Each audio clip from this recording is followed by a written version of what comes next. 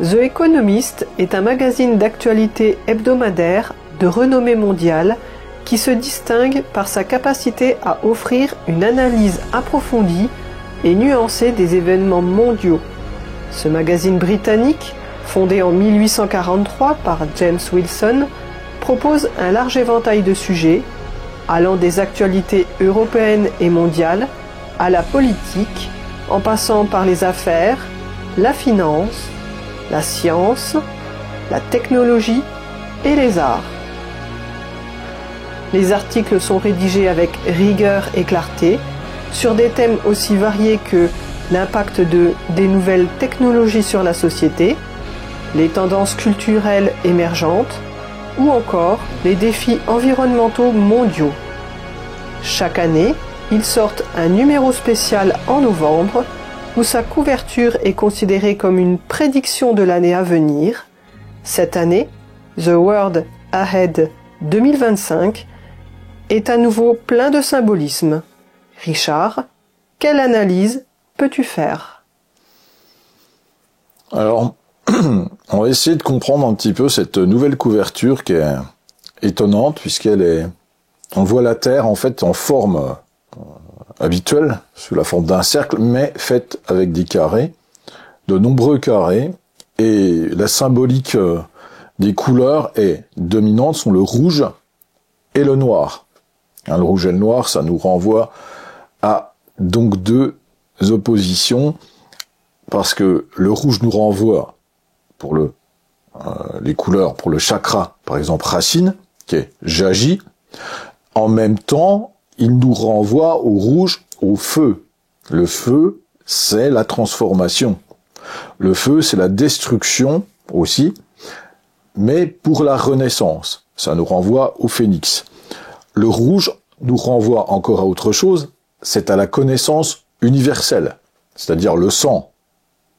Donc en fait, on voit beaucoup de dominantes de rouge qui nous renvoient à la connaissance universelle. Il faut donc voir, quelque part, une libération par la connaissance, par les révélations, peut-être dans cette dominante de rouge.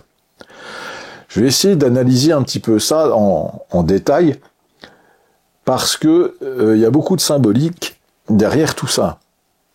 Donc le noir nous renvoie au deuil, il nous renvoie à la fin, à la mort, au cercueil. Ça nous renvoie beaucoup à ça. On voit pas mal de rectangles et de carrés noirs. Le carré, ça nous renvoie quelque part à la stabilité, ça représente en même temps la matière, les créations humaines. On le retrouve dans l'homme de Vitruve, le carré. Donc on voit beaucoup de carrés et pas beaucoup de cercles. C'est-à-dire qu'il n'y a pas de cercle, il n'y a même pas de cercle réel qui nous renvoie à la vie. Donc on va essayer de comprendre ce qu'ils ont voulu nous dire à travers cette couverture. Donc déjà les symboles, vous voyez bien ces deux dominantes de couleurs. Ensuite, on va essayer de comprendre un petit peu combien il y a de carrés rouges. Alors moi j'en ai compté, je me suis appliqué à essayer de trouver, j'ai trouvé 16 carrés rectangles rouges. Le 16, en fait, ça nous rappelle que même dans l'obscurité, il y a une lumière qui peut émerger, tout simplement. Donc ce chiffre, en fait, il est lié, il est associé aux révélations, il est associé à des transformations. C'est étonnant parce qu'au centre, dans un rectangle rouge, on retrouve Trump. Donc au centre de ce monde, il y a Trump. Donc moi je l'ai tagué du numéro 16, puisque j'ai compté un petit peu depuis la base, en fait, et la base, comme c'est la couleur du chakra, je pars d'une femme. En fait, une femme qui est en tableau, donc on dirait une femme de la Renaissance. Donc on peut voir une Renaissance qui part de la base. On va remonter par une espèce de révolution, puisqu'on voit dans le second rectangle rouge un point levé vers le haut qui nous renvoie, ce point levé vers le haut, à la combativité. À une façon, on se rappelle de ce point levé pendant les Jeux Olympiques. Donc ça nous renvoie quand même à quelque chose de l'opposition. Donc on remonte un petit peu plus haut, on va trouver un petit peu de dessin un peu explosif. Et ensuite, on va trouver Poutine. Donc Poutine, il fait partie un petit peu de ces révélations qui vont être faites. Petit à petit, on va remonter vers des grilles, comme si et des murs, comme si ça allait être libéré, quoi, tout simplement de cela. Ce qui va nous intéresser là, c'est de regarder tout au-dessus, donc sur la base supérieure, on retrouve cette fois-ci Saturne. Et Saturne, ça nous renvoie, il est lié au chakra couronne. Le chakra couronne, c'est très important de comprendre donc que Saturne est lié à la conscience supérieure. Si vous regardez rapidement ce que ça représente, du point de vue de la Terre, on a deux yeux au centre, de plus de là. Donc on a un œil qui a l'air réel, et il y a un œil qui est à côté de Van der Leyen, c'est un œil qui semble regarder le côté de la guerre nucléaire. Donc on a deux yeux en opposition. Le nez qui est sous Trump, comme s'il s'agissait de voir celui qui sent les choses venir, et puis une bouche en dessous. Donc en fait ça représente un visage en même temps, donc le visage du monde. Donc un visage du monde en opposition, mais avec Saturne en dominante. Donc c'est très important et très intéressant de le noter. On voit sans doute un petit peu en dessous de Saturne et sur la gauche, sans doute Mars, puisque Mars est en lien avec le chakra racine. Donc en fait on voit que le chakra racine se rapproche du côté, en fait, gauche de Saturne. Donc c'est intéressant de voir qu'il y a quelque chose de la cohérence comme ça qui se met en place. On reste dans des représentations de la matrice à certains endroits, on peut voir, qui seraient révélées, quoi, tout simplement. Donc dans cette matrice, il faut comprendre qu'on est en opposition donc avec ces fameuses cases noires. Donc je compte 47 cases noires. Donc c'est intéressant, l'opposition du rouge et le noir.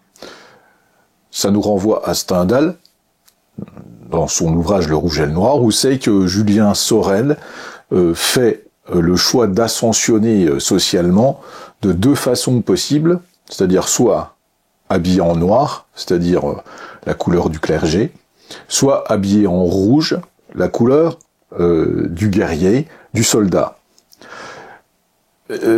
C'est intéressant dans la matrice là, qu'on nous présente, puisque les valeurs sont inversées. Le rouge devient la couleur de la conscience plutôt, et le noir la couleur de la guerre. Alors pourquoi on remarque ça? Quand on fait le tour des cases, on rencontre donc Zelensky, et on rencontre Van der Leyen. Ils sont entourés de noir et ils sont dans le noir. Donc ça a deux significations. Est-ce que ils vont disparaître, finalement? Est-ce que c'est leur fin? Ou est-ce qu'ils sont dans les énergies, finalement, du 11? C'est-à-dire qu'on trouve 47 cases noires, c'est le 4 qui rencontre le 7. Le 4, c'est la stabilité, la structure en général, et le 7, c'est le lien avec le spirituel. Donc, est-ce qu'on est dans les énergies du 11, où c'est que les individus sous influence du 11 sont souvent perçus comme des visionnaires, tout simplement. Donc le 11, c'est un nombre finalement mystique. Donc est-ce qu'ils sont perçus à travers cette couverture de vie économiste comme des espèces d'anges noirs qui vont prendre le dessus sur le monde, ou est-ce qu'ils sont terminés? Il y a deux sens. On ne sait pas trop.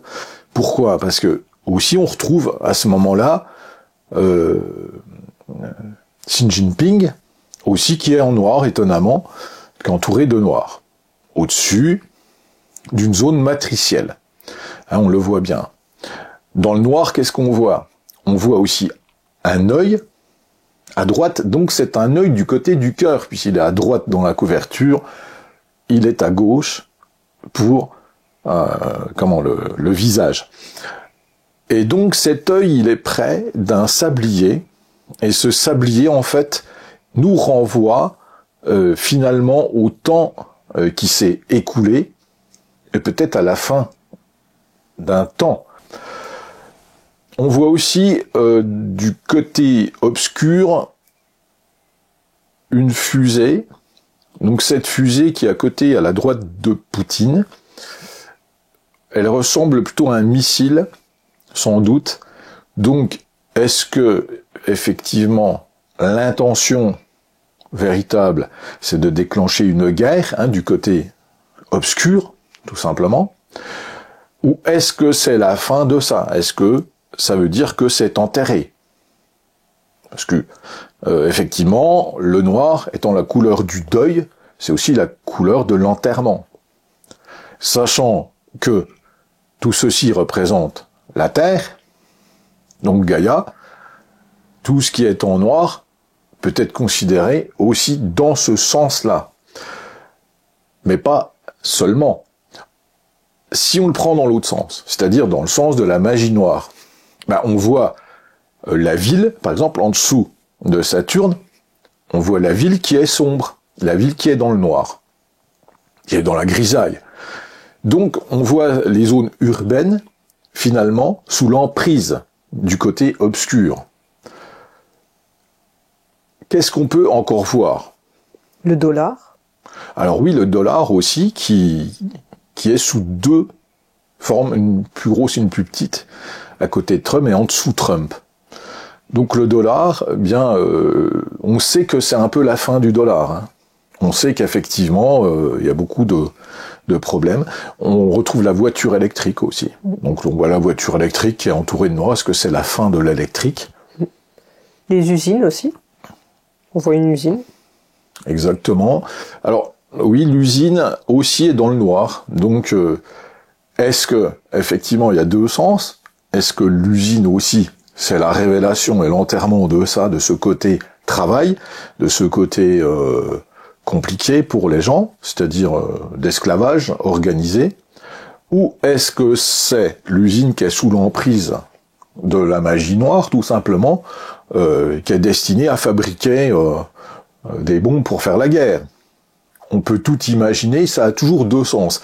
Cette couverture, elle est très ambivalente parce qu'elle a plusieurs sens.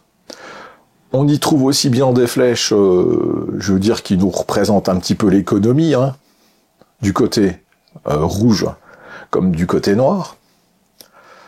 On retrouve des flèches descendantes, donc s'il y avait une chute. Donc on voit la chute, surtout à côté de Van der Leyen. On voit la chute à côté aussi du yuan, parce qu'on voit le yuan chinois multiplié par 3, c'est 3 fois le sigle du yuan chinois. Et en fait, on peut supposer, alors c'est étonnant parce que si on l'a mis en 3, le 3 c'est un chiffre clé intéressant qui normalement favorise ce genre de choses. Est-ce que le souhait finalement c'est que le yuan se développe? Ou alors, est-ce que, malgré tout cela, il va y avoir une chute de cela? On voit aussi qu'il y a pas mal d'électronique. Donc, est-ce que ça représente l'intelligence artificielle? Est-ce que ça représente quelque chose de la technologie? Donc, on la voit sous plusieurs formes. C'est pareil, elle est soit à la révélation de quelque chose de nouveau, soit à la fin de quelque chose. Donc, cette couverture est très très impressionnante, parce qu'il y a énormément d'informations et énormément de décodage à en faire. On retrouve pas mal de choses. On voit une urne aussi qui est brisée. Effectivement, alors l'urne brisée, qui est entourée de rouge, comme s'il y avait une révélation à travers ce qu'est le vote, finalement, ou les supercheries derrière tout cela. parce que elle est fissurée, cette urne, et que elle est entourée de noir. Donc est-ce que c'est la fin du vote? Est-ce que c'est pareil, il y a un double sens? Est-ce que on va corrompre le vote complètement cette fois? Ou est-ce qu'on va arrêter finalement de remettre son pouvoir à quelqu'un? Est-ce que c'est la fin de la remise de pouvoir à travers les urnes à quelqu'un? Vous voyez, il y a plusieurs sens toujours dans cette couverture très intéressante. On voit une piqûre aussi. Ah oui, alors, pareil, ça c'est intéressant puisque cette seringue est aux 2/3 remplie de rouge, enfin, elle est en rouge aux 2/3, et sur un tiers, elle est en blanc. Donc, est-ce que ça représente la conscience de ce que c'est? C'est-à-dire, on nous a bien roulé dans la farine avec ça, et ça représenterait pour moi les 2/3 de l'humanité qui ont conscience que ceci est une supercherie, tout simplement. En tout cas, elle est entourée de noir, c'est peut-être un peu la bonne nouvelle. Vous savez que, on peut dire que elle est enterrée, qu'on va arrêter avec ça, que ça va être révélé, puisqu'il y a du rouge aussi dedans. Donc, voyons un petit peu aussi les deux aspects. Il faut jamais regarder quelque chose sous un seul aspect. Il y a toujours deux côtés. Celui qui le fait, ce dessin-là, il a son intention profonde. Et celui qui le regarde, il a une autre intention. Donc, moi, quelle intention j'ai quand j'observe ça, et quelle intention il a? Les intentions se rencontrent. C'est un petit peu comme la loi. Il y a toujours une loi qui contredit une autre. Eh bien, dans la vie, on n'a pas de symboles finalement, qui sont bons ou mauvais, mais simplement des symboles qui révèlent un état de fait. Quelle est l'intention de celui qui fait cette couverture? Et c'est ça la vraie chose que je ne sais pas. Hein, je peux pas le dire. En tout cas, on en arrive à obtenir 63 cases. J'ai recompté plusieurs fois, j'espère que je ne me suis pas trompé.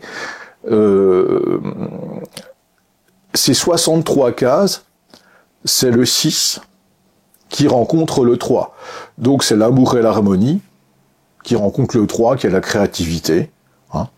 Et ça nous donne le 9, l'aboutissement. Donc effectivement, cette réalisation sur l'année 2025 serait l'aboutissement de quelque chose.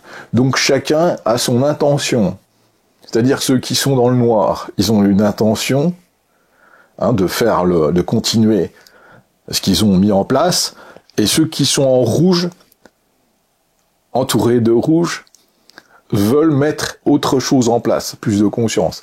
Donc c'est intéressant que, quand même, au centre, on retrouve Donald Trump.